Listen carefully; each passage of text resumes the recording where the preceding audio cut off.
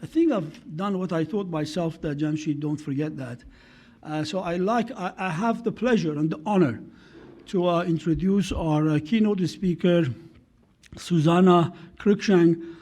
Currently directs the Civil Society Organization Center for International Cooperation and Public Management Studies.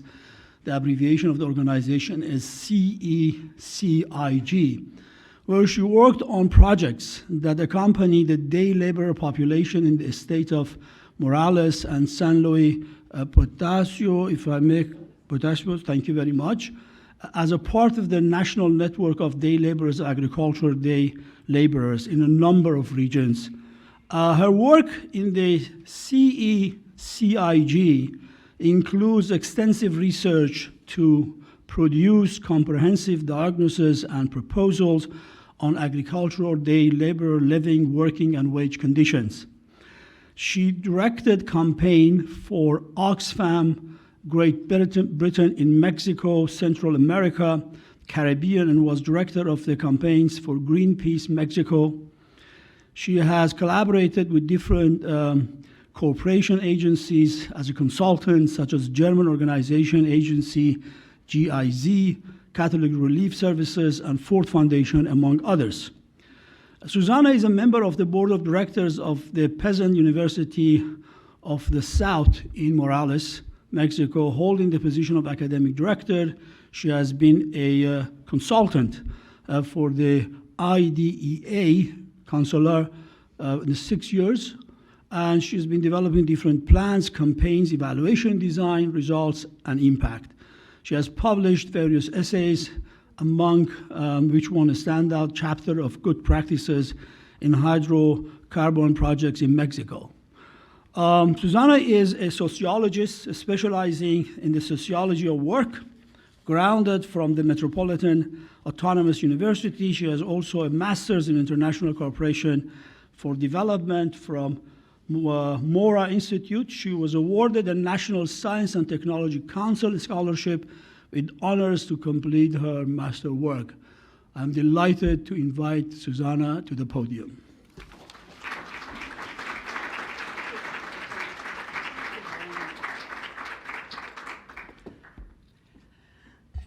Thank you very much. And first of all, I want to thank Dr. Jamshid and Alvaro, and for you to stay here, and them for the invitation. My English is not the best. I'm a little bit nervous about it, but would you have patience with me, please? Well, as Dr. Jamshid says, CESI, it's called the civil organization where I work. I was founder, and we work now with a very nice team. CESI has, we try to organize in 2 lines of action, and one of them is the right for a decent work. And in this space of organization, we do work trying to accompany farm workers, the labor workers, you say. And that's what the experience that I would like to share with you. My master thesis was on migration, and since that time, a long time ago, like 23 years ago, I began to see how migration is really a big problem, more for, well, beginning to say that when I saw the title of this conference, I remembered that I wrote this small poem from Rosario Castellanos. I did not leave, I have not returned. I was always here living, is the Rosario Castellanos. And I loved the title of this conference because finally borders are just a political border. We are all the same, and because of the reasons that Alvaro said, sometimes many people have to migrate out of their own communities of origin.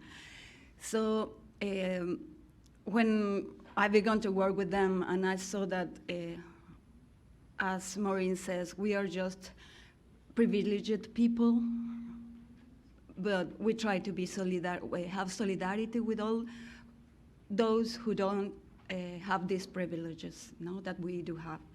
And that's why I'm really honored to be here, just sharing a little bit of the experience that my colleagues and me have working, trying to accompany these people that have to migrate out of this own community of origin. And thank you very much. I know that I am hearing you, and I was saying that this is really a very, very nice conference. All of you are people that knows a lot, are committed with your community, and it's really a privilege to be here with you sharing our experiences in Mexico.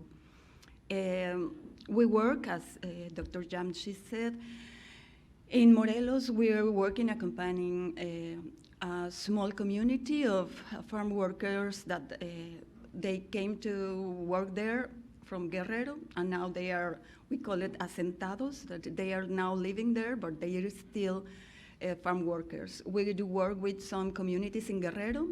Guerrero is a state that has a lot of migration, internal migration.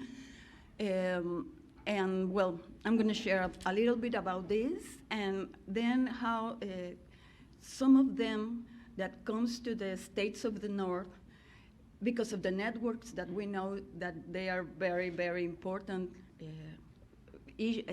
elements and factors when they decide to come to the States, when and how, being there in California, sometimes in Texas, they decide to cross the border with all these challenges that they have to face, well, talking about a little of the problem and the context, I know that it was very controversial what Alvaro said, but I think that those are the roots. And we were saying even human mobility is an historical human phenomenon. The internal and international migration have become a relevant issue and a problem from several fields: economic, political, social, and cultural issues. And that was where we were saying, talking about this, if the main issue is an economic issue, if you go to some communities in Michoacan or in Zacatecas, for example, and you ask the people, children, what are you going to do when you're a big people, adult? They say, I'm going to migrate.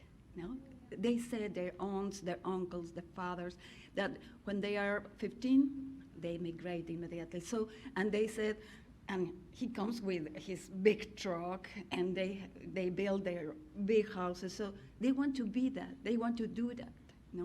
So yes, it is economic, but it's cultural too. And as somebody said before, for political issues too, and for violence more and more, Central America and much more states in Mexico, they are beginning to migrate because it is a very, very hard problem at the south. But we were saying too that climate change is beginning to be another factor for migration. Migration is conceived as a problem fundamentally for countries or states of destination. And we know that the states, United States and in Europe and all those countries that receive migrants have a very big problem, And so just governments cannot do everything. And that's why this is important to build networks. But I think, and it's important for me to underline this, that migration also represents many positive elements for humanity, and it is the cultural enrichment and the economic growth, and we know that that's true. Well, causes I'm not going to say anymore, but you know that at the south of the world, not just of America, the economic context and the violence is beginning to grow more and more. And, well, those are the main reasons, generally speaking. As I told you, I love the title, What Does It Take to Call a Place a Home? Networks, as I saw in your presentation, presentations that precede me. Networks are really important, you know. They that are woven between sending communities and migrant communities. This build the social capital that they call, and there are many analyses about this. But this social capital is building a woven among these two countries, the one that sends and the one that receives. And I am hearing here that Mixtecos and Zapotecos, they come from Guerrero, from Oaxaca. Now they have children here in the States and parents there, and then there is a complex woven, no, that is being tejiéndose, I said in Spanish. As I mentioned earlier, in many regions, migration is part of the culture, but still almost, I don't have exactly the percentage, but men still are who migrate more, but many women are migrating, and in families and with their kids and alone. And I know that Central America and some states of Mexico, many women are migrating, and they are now babysitters. They work for some restaurant, but I think that, well, what I know more, my experiences with day laborers, and this factor is too important. For me, this history of Ventura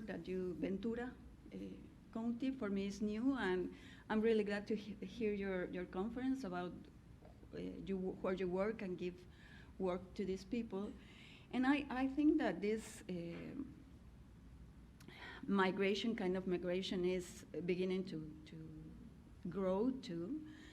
We used to have a project with the United Farm Workers, and with them we knew about some very bad experiences.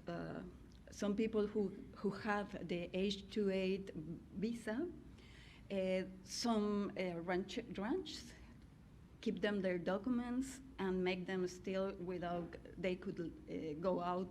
So we knew about this experience, and we could, the project was that we had a campaign saying the people in the community of origin, don't go to the States if they say they're going to pay for you this and they do not pay, or they have to pay for this visa, H-2A.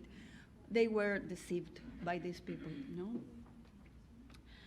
And you know, in the way migration represents danger, pain, rapes, and in many cases, death.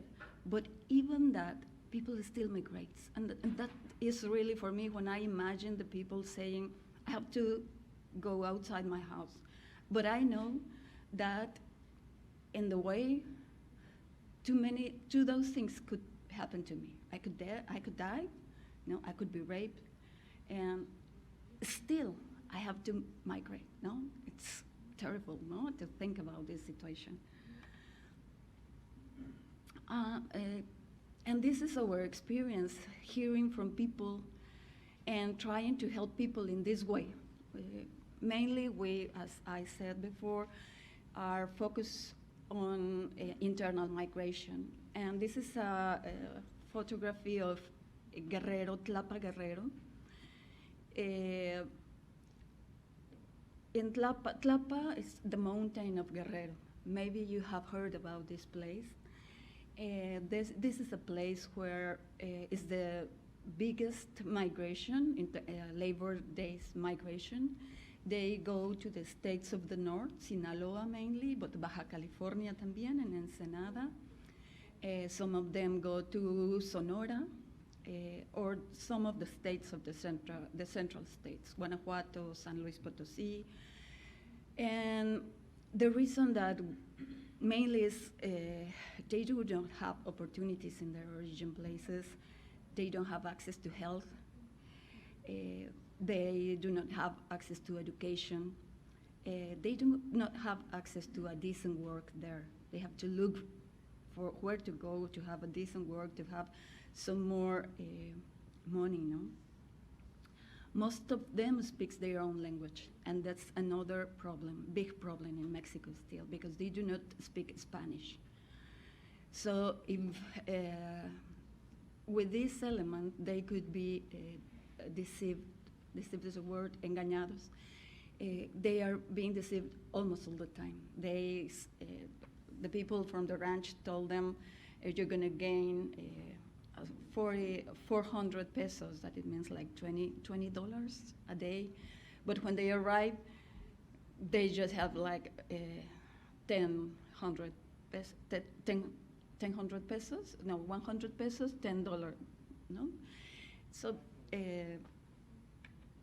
these are little elements that I could say, but when you are there and you can see all the conditions in where they live, women, men, kids, they are really terrible, and it is because they are being excluded from the system, no? As you know, rural poverty in Mexico is not a new issue, no? If Mexico is not a poor country, we are like the middle, no, of income. But if you go to the rural area, you can see a lot of poorness. Coneval, that is an institutional, is part of, no, it's not part of the government because it's autonomous institution that evaluates those programs from the government that are destined to eradicate or reduce poverty. Es Consejo Nacional de Evaluación de la Pobreza. They estimate that the extreme poverty was 10.8 million people, and poverty, well, moderate poverty was 44.9 million people. ECLAC, that is I mean, you know what is ECLAC, it's for Latin America, estimates that poverty in Mexico amounted 58.1 million people in 2002. So poverty is an issue still, even we have a middle income, no?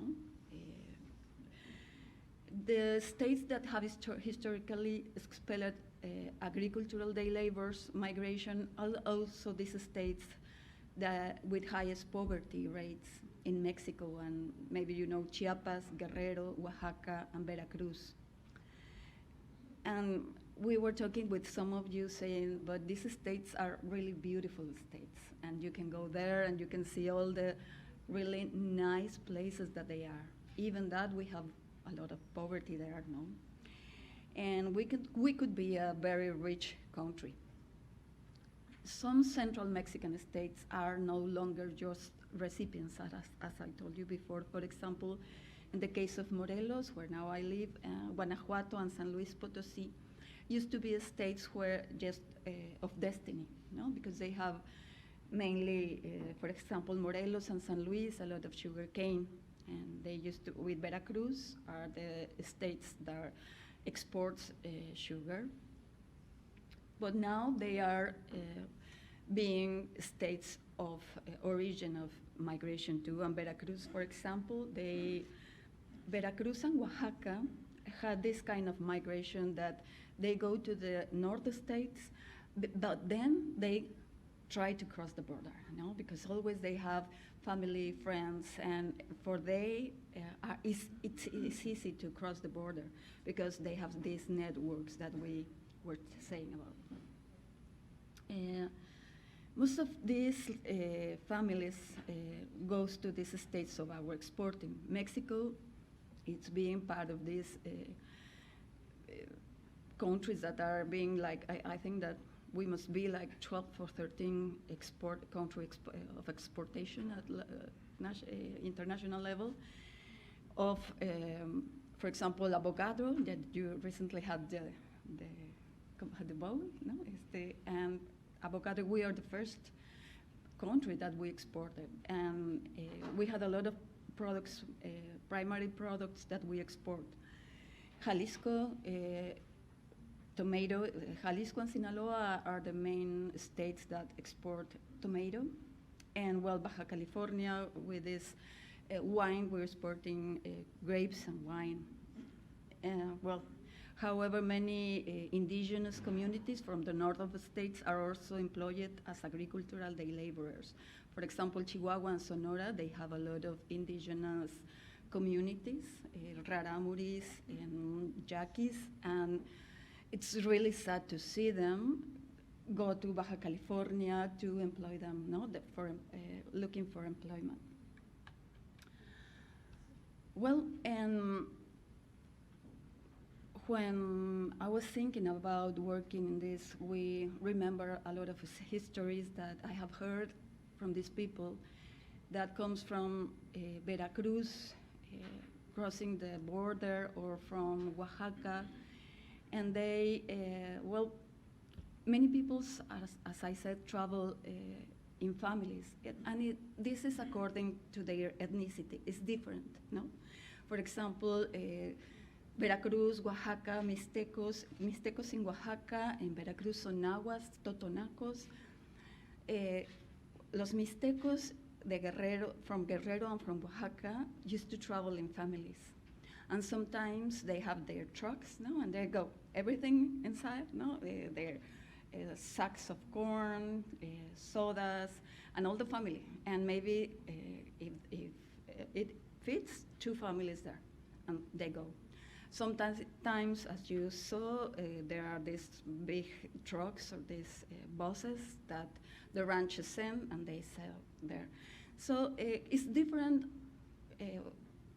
in the different ethnicities that they come from, how they travel. Veracruz used to work alone. They used to work alone more and more young people is traveling, migrating. And what we see there is that drugs are being a very, very hard problem for them. People in the communities in Veracruz said that young people, when they come back, they are now addicted. And this is being a big, big problem in communities too. And it's not just when they go to the north, crossing the border, but just in Sinaloa, in Baja California, it's being a really, really hard problem. Well, I was trying to say here all the problems and the things that they face when they are traveling, beginning with the transportation, no? I think that if you can see this in each part of the way, all kind of problems, beginning with they are deceived when they go from the ranch and say, you're gonna win, and they then win less. Then in the transportation, as I told you, they go in trucks, and sometimes at the middle of the way, there are some we call retenes. And I don't know that, not the word in English. Reten is like some policías. Retail or see. They stop them and they say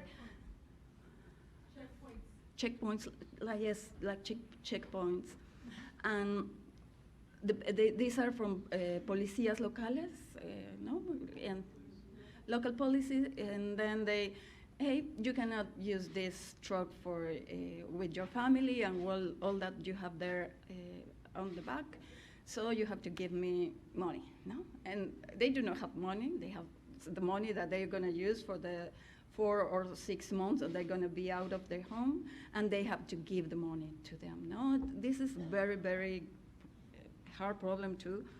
And then if they are in these buses, big buses, if they have a way of 14 or 16 hours, and they do not have where to go to the bath, no, the condition of the buses are too bad. So this is the second problem, no?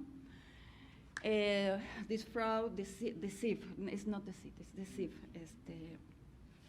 And all the mistreatment are part of the way, I want to say that, no?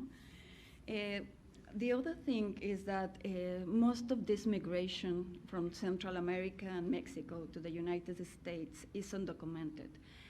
And The numbers that I saw, that this visa age to 8 for agricultural work are few. Just in 2002, about 120,000 were issued just for Mexico, just in 1 year.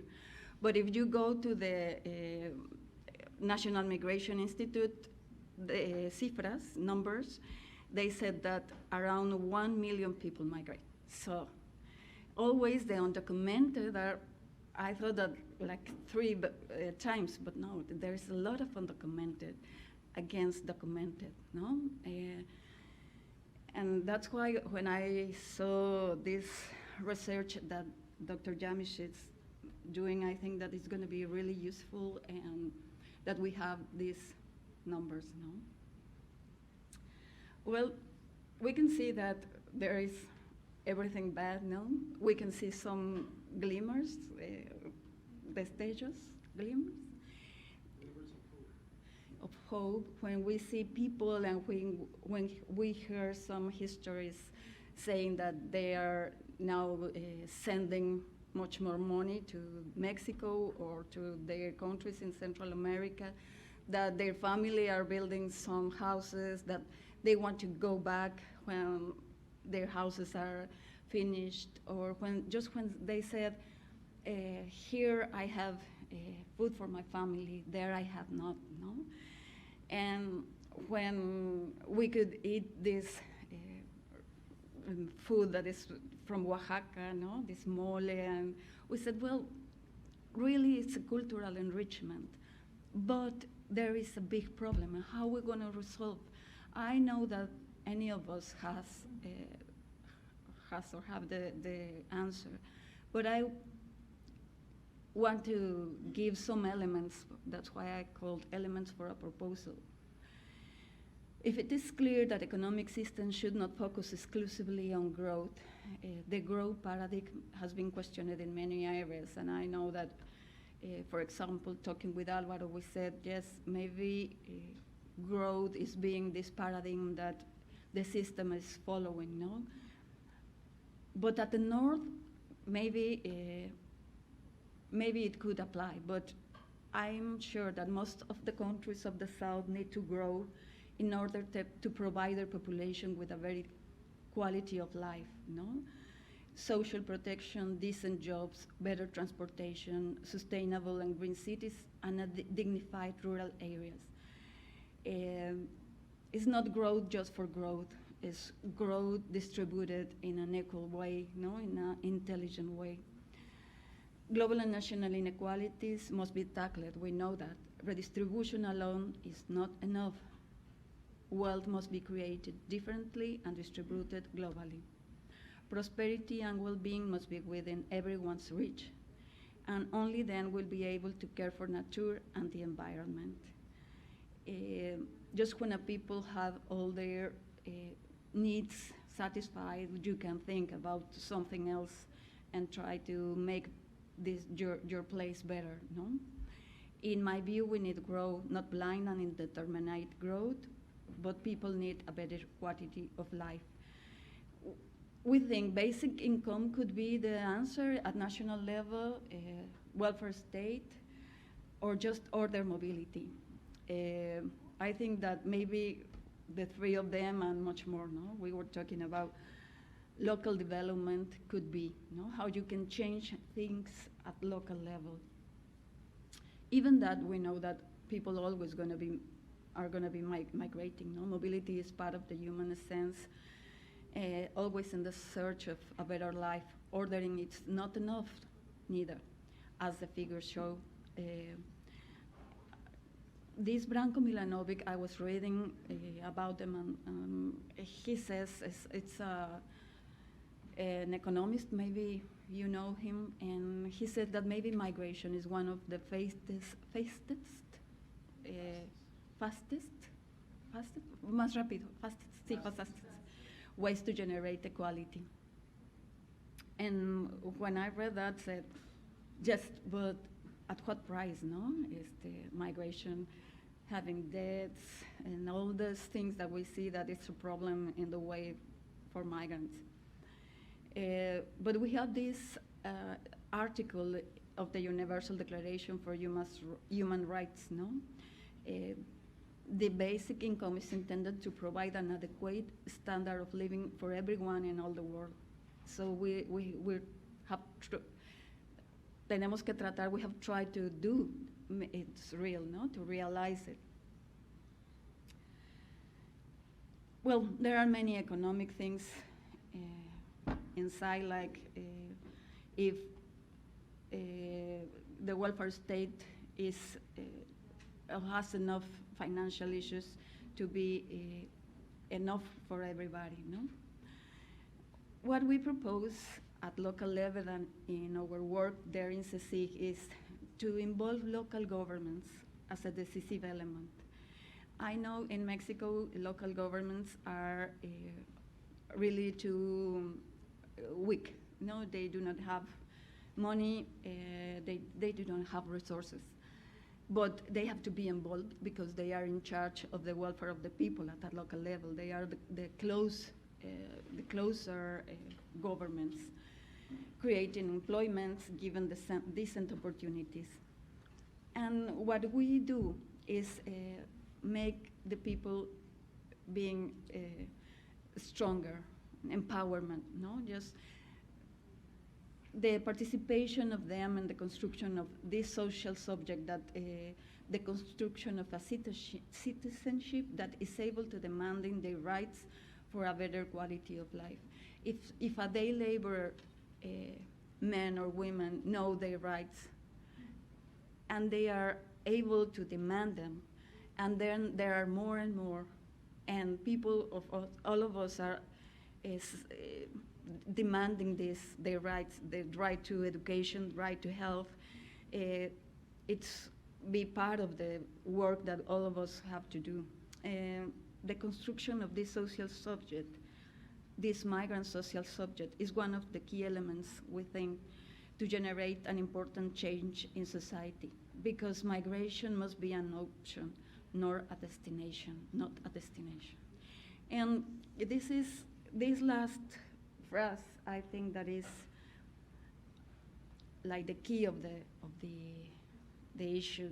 If you want to migrate because you want to learn more, to learn another language, to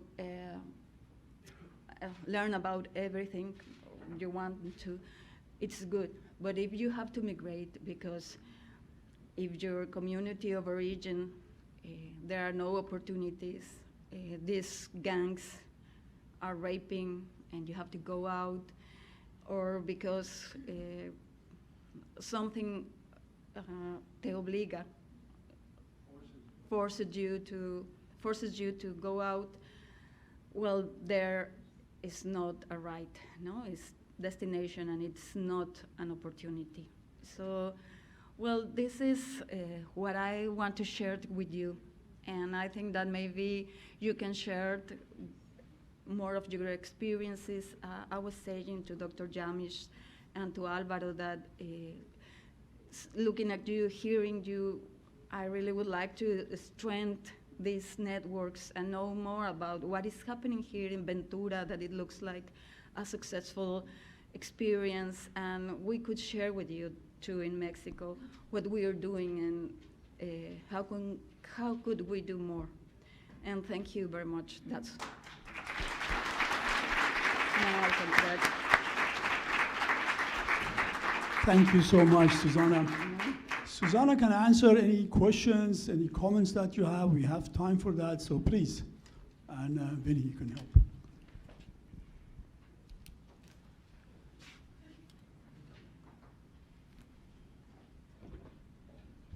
Hi, Susana. I'm Israel. I'm an indigenous person. Nyunsabi, Mixteco. So one of the things that I really highlighted or came to my mind while hearing your presentation was the number of indigenous community migrating, or now that we can call it their indigenous community being in diaspora, right? Because they've been forced from their homeland. So when we think about farm workers and migration, we I don't know, based on your study, have you seen the increase of number of mainly being indigenous community in diaspora migrating, rather than in the past year, it wasn't so much indigenous community, but now we've seen the migration pattern have changed over the years, and a lot of these indigenous communities are being forced off of the land, and they are coming to up north Mexico, but also in the U.S. And again, what you were saying, the linguistic, maybe I'm repeating myself from last time, but linguistic accessibility, linguistic for them to know their right. And once they come here, again, they face the same challenge of language availability. But I just wanted to hear from you, like, have you seen a big trend of the migration from Mexico, specifically being indigenous community, like from the region of the Mixteca, Zapoteca, and other indigenous community in Mexico? No, the change that I have seen and that we have seen, because, well, we work with a team, is that they are migrating more. Well, the pandemic, in the pandemic, I think they stayed at home and it was really hard for them. But now they are migrating and more. And as you say, the same problem with this their language is here and in the States. And this is a big luck in maybe working with them in an intercultural way. Maybe you could be part of this, no? Talking with the people that speak your language. Hi, Susana. Good afternoon. My name is Talia Barrera with the County of Ventura, the Farm Worker Resource Program. I'd like to introduce my team. Everyone is trilingual. They speak between Mixteco, Zapoteco, and Purepecha. And you were talking about what Ventura County is doing right. This is what we're doing right. We're building connections, we're building trust, and we have a great partnership with the Consulate of Mexico in Oxnard. So we've been recognized by the Mexican government as well for the great work that we're doing locally, and it's being transferred at the state level. And the government of Mexico has us really pinpointing this program very specific because we support our indigenous population. We connect with the farm workers directly in their own language, and we're grateful to organizations such as Ryder, MyGov, CRLA, ALRB, private sector, Broca, Nursery, Good Farms, etc. Our Farm Bureau, who've been instrumental in the creation of this program. Very successful. Now at the state level, the coastal area, Santa Barbara, Monterey, and Stanislaus are going to be creating the same model based on what Ventura County has. So I'm very grateful for everyone who's trilingual and they're part of the community, and we're making changes and recognized by the government as well.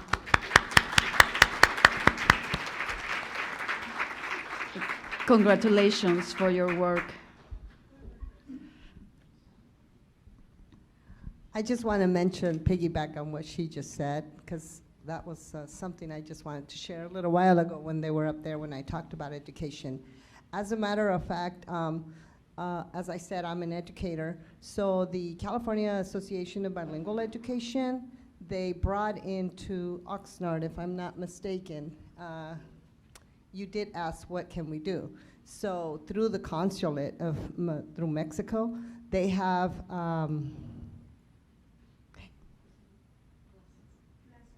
plazas comunitarias. Oh. So this brings an opportunity for a lot of the population, migrating here, to be able to finish up either their elementary or secondary school, and that is done in their primary language. And specifically, I know through Oxnard is one of the biggest plazas comunitarias that we have because they do offer it in the languages. And the dialects that they do speak. Yeah. That's a resource. That's an excellent resource that we do have available too. Yes, you do. Thank you. Thank you for sharing this. Hi, Maureen from the Farm Bureau. If you guys forgot me from before lunch. I really loved your presentation. There was actually like this poetry about it, right? It almost seemed religious, like my destiny, and I have to go through these trials and tribulations, and then I'll go to the promised land. And the promised land isn't what people think, right? It's not heaven here. It's a really hard life. And I wanted to hear, because some of the alternatives that you presented are very collectivist, And I wanted to hear if you had any thoughts about the Hedo system and whether that was successful from your point of view in Mexico. A lot of the communities that are migrating here are come from subsistence farming backgrounds, so subsistencia, Sí. right? And so do you, how do you consider that Hedo system that Mexico is kind of famous for trying out? And what do you think about land use as a kind of indigenous rights type of, I don't know, solution? Thank you for your question. Yes, and I think that it's not an easy question because ejidos in Mexico, idealistically, they function very well, and they historically function like a community. No, they are part of a community. All of them take their decisions in a collective way, and they have their own government, kind of government, these comisarios and all that. More and more, they have been, I don't know how to say, having problems or to function inside, no?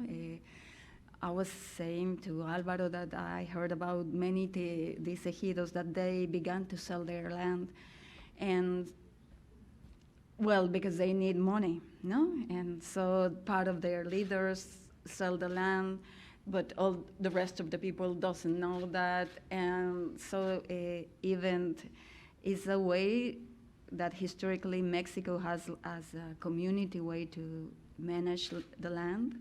Now it's not being easy to manage this, you know? So I can say that in an idealistic way, it was, not now. I think that they are facing many problems as ejido to solve that.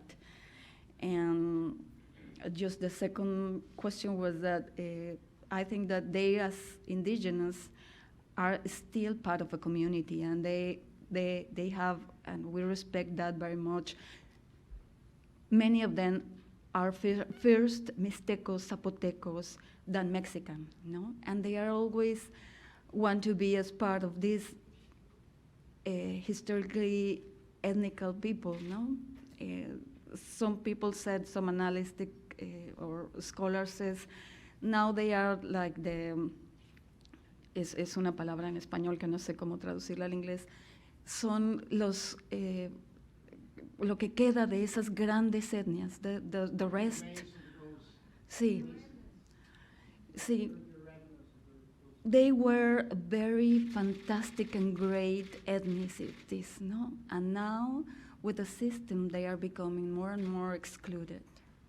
And this is really very sad, because if they could, well, we have to learn how to live with an intercultural way that doesn't think that we that know Spanish, English, and we go to universities are better than them.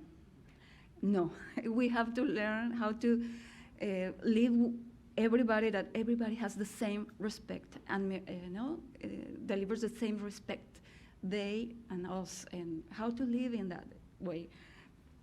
I think that it's been hard, and we, the Occidentals, have made them before and make them excluded, and that's why are now impoverished, no?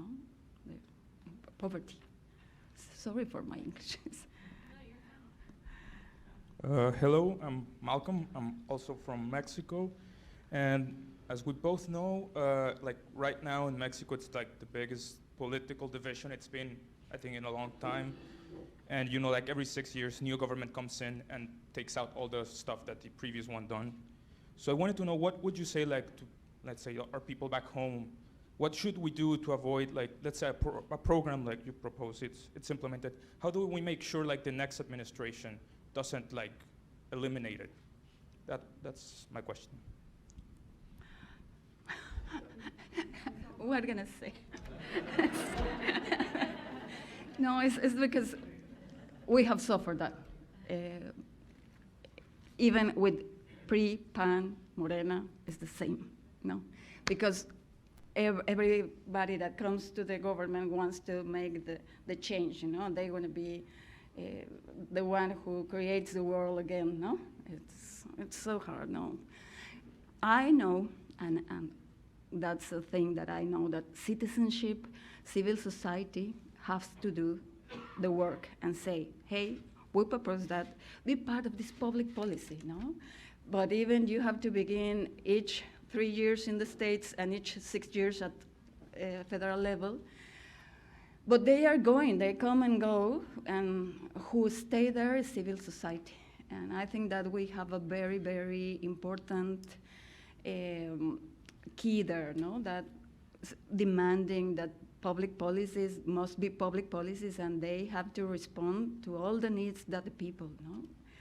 See, but I don't know how to do more and more and more, and just beginning again and beginning again, and be part of that always, no? Constantly. Thank you. I just want to, on the comment that Susana made about the Hedos, I just want to make sure that everybody is aware or understands about the Hedo system, okay? Before the Mexican Revolution in the 19th century, well, most of the land was owned first by the church and then by huge landowners that own thousands and thousands of acres. And then after the revolution, most of the land was distributed through the Hedo system. The Hedo system is like a cooperative where they can own, I think, up to 300 or 400 hectares, which is a lot more than acres. And that could provide a life to about 300 families, okay? And then the other system was the small owner, the propiedad privada, that they could own about 20 to 40 hectares. But with neoliberalism, with globalization, what she was talking about, ejidos began to be privatized. And that's the problem that has happened, that is happening with ejidos now. So it used to work very well, but it's not working as well now. Thank you, Alvaro.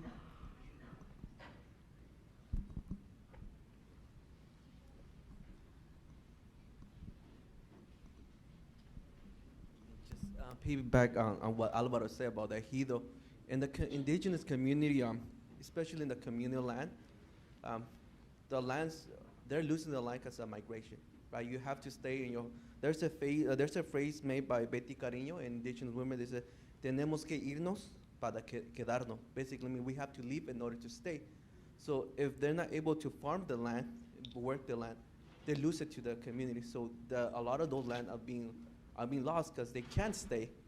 We can say there's a historical mining and agriculture stuff that has been to the indigenous land. All those fertile land has been turned into like non-fertile. We can't farm. So like if you go into any place in the Oaxaca, Guerrero, the lands are rocky. The soil is not fertile. You can't produce the same thing as you could like 20 years ago. So they have to leave, even if they want to stay in those lands, because you can't produce. You can't live out of those land. You can't use your old traditional like knowledge to grow your corn, squash, anything. It's so a lot of, if you go into La Mixteca, you will see a lot of these beautiful buildings, beautiful houses, but empty. Lands that have been lost because they can't live there. They can't produce in order to sustain their life, even if they want to. Because again, we have a historical of like mining company, other transnational company that have come in La Mixteca, deforestation, that affect them, and they're forced to. There's diaspora. We're basically in diaspora. And I think what Susana said, what can we do? So I think one thing is that we can do is acknowledge that these indigenous communities are here and they exist. So with even here in Ventura County, we have a lot of indigenous community, but at times we can't see them because they're classified as Hispanic, Latinos, and basically they don't exist.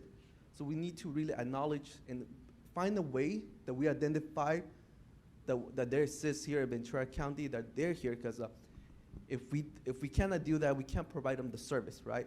Like, how do we know who are the Mixtecos, Zapoteco, Purepa, Chanahua, Mayan living here when all of them are classified as Hispanic and Latino, and you can't provide the language and culturally service to them without really acknowledging that they're here. So I think that's one step that has a lot of the folks are here that we can start thinking about.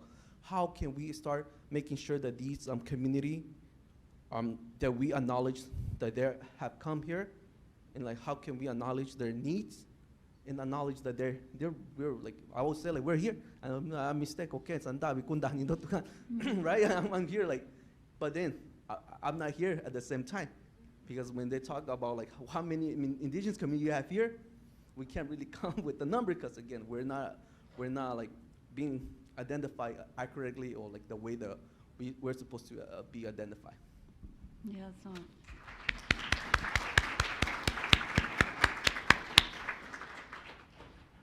Other comments? No. Thank you very much. Thank you very much, Susanna. you I have a for little, inviting me. wonderful. I have a little token of, well, our appreciation goes a lot more than this bag, but this is just to remember Calderon. And thank you so much. Thank you so much. And thank you all. We just started this conversation. What I really liked myself about this gathering today was we had a lot of time for Q&A, conversation. I think we need more conversation. I think that's the key to bring us together, help us to look at real issues, separate them from what we think are the issues. And I hope that we can continue with your help and from everybody here to continue this conversation. I want to thank you all for coming here, sharing this experience with us, and we'll continue. Thank you so much. Thank you.